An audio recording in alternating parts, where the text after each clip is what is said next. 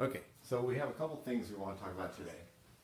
And I've gone ahead and laid these out so I'm not writing as much as describing it to you. So where we're going with this is this, if I can refresh your memory a little bit, we started last video, or we ended last video with the beer category. We were kind of working our way through the beer category, and I was giving you a suggestion that you could look at a consumer decision tree to understand how to define the category. I'm going to give you a different look at it because my suggestion is you do both. So let's take a different, a little bit of a different approach and follow me with this on this one. So in the category definition, remember the definition, as with research, as with everything else, the definition is probably the most important thing you can possibly do. Primarily because if you define improperly, then obviously, as you all know, you define improperly, then you'll end up doing an awful lot of work that doesn't fit within your scope. And so you're trying to put a scope together as to how do we, it's like saying let's do a category plan for dairy. It's too large. Once you start defining it, you're going to say, well, it's easy, it's everything to do with a cow, all right? So, but it isn't, right? Because you have milk and you have yogurt and you have cheese and yeah, it starts with a cow, but you're not gonna do a cow. Cheese has its own unique aspects to it, and milk has its own unique. So you need to break it down into something handleable. So in the category definition, you need to define the needs. And if you think back with the beer customer, the needs would be something around refreshment. It obviously falls under the alcohol category.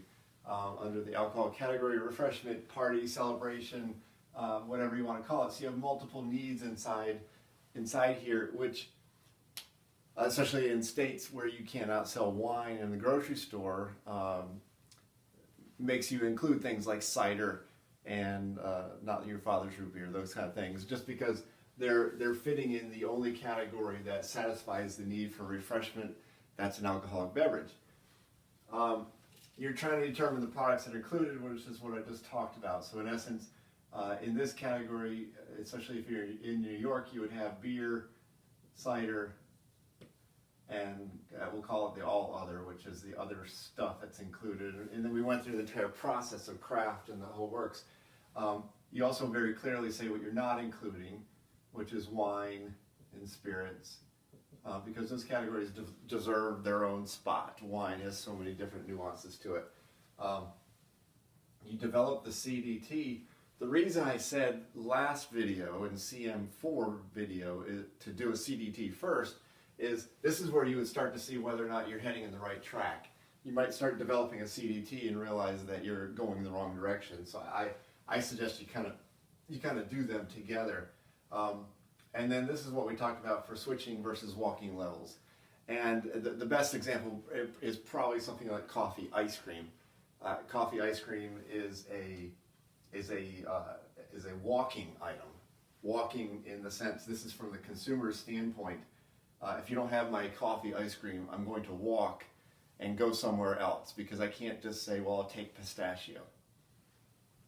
But if you don't have chocolate, you're probably more prone to take one of the other versions of chocolate, or you might even switch over to a strawberry. So there's a higher switching ability for some of those regular plain flavors as opposed to these polarizing flavors like coffee and things like that. So you're identifying these levels, you're going through, you have to understand from this standpoint of the importance of the definition.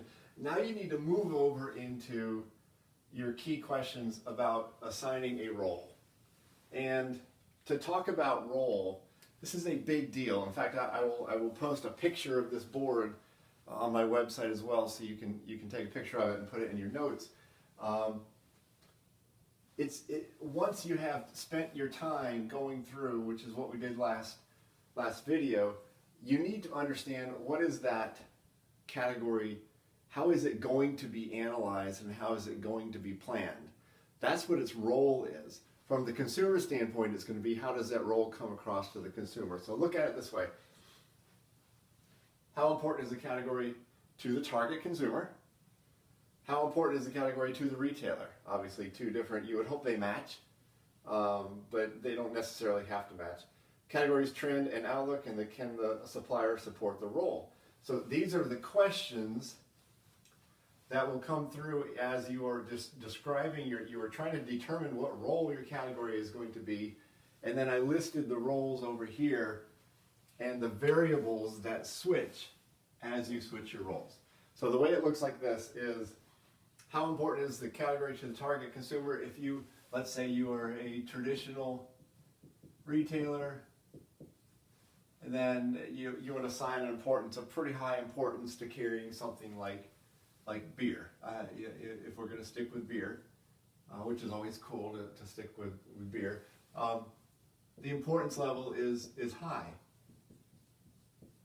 It's a percent of business, and for most people it's a pretty high percent of business.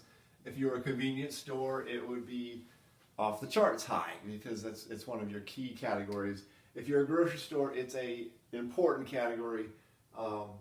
It's one that you would not do without, but you have other categories that help out your base. So obviously, if you're a convenience store, if you're a beer store, I would say that's probably relatively important.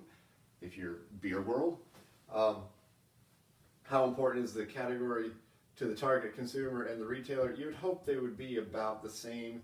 If you're a traditional retailer, your target consumer is just a regular customer.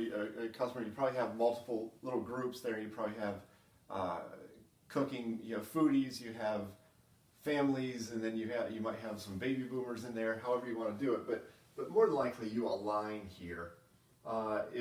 If you're a convenience retailer, then it's incredibly important to have the beer category. You can see how that goes. The trend or the outlook, beer's trend has been excellent, but as we talked about last time, the trend has been primarily in craft, not as much in domestic being kind of the regular legacy beers, and now craft is flattening out as well. So we've hit a point where we just have a ton of brewers, and we need to start making some money if you're going to be a brewer. And so distribution is incredibly important. So in essence, they're all kind of flattening out. And of course, we talked about cider. Cider's hit the skids big time, but down almost 15%. And then can suppliers support the roles? So this is where you're going to have to go over and say, okay, out of these roles, if I chose any of these roles for my retailer, could my suppliers match these roles for me?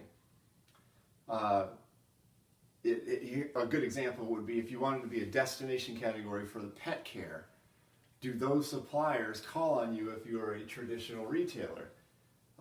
Some of the blue buffalo, or whatever that thing's called, the blue people,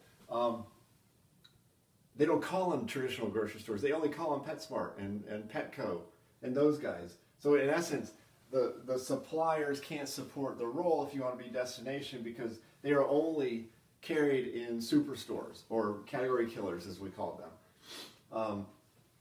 So you can kind of see where that aligns, and obviously suppliers can support any role you would like for beer. They'll take as much space as you want to give them. So now these are the key questions that you're trying to answer, and because we're trying to get over here. Now you have to go through this process, and the process, this is the overall deciding the role process. You need to define the role choices. Well, that's what this is. And let's talk about this really quickly. Destination is superior value. This means nobody beats you.